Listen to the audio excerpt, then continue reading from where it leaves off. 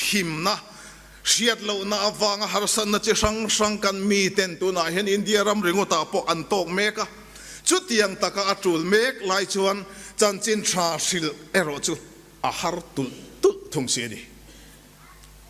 tun ha ya hian chan chin thar kan lo chiara kan lo ngai thlak thin chuan kan se main ka ring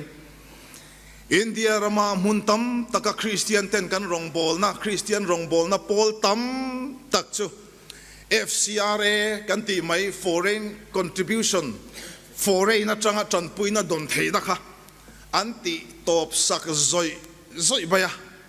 hey Bible Society ya tu na ke po ka oma man deu lo khan heti chen rong kan lo bol la tuang taka kan kalain kan FCRA renew kan tum te po renew thei lovin tu na hian om meka thei top kan su meka ni chu tiang chuan har sa ne neu kan tok chowa Bible te gospel tract te sem tura han tho chuaka han mission field ta te che chuak thin kan nia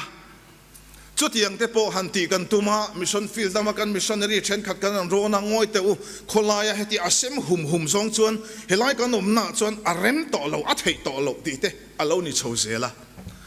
khovel kan thira chan chin rasil na tur bu amin tuar mai sia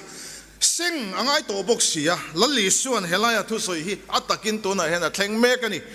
bu sing tur atam hle sia ni ma sela thok tu ten tlem bu sing tur atam hle sia ni ma sela thok tu ten tlem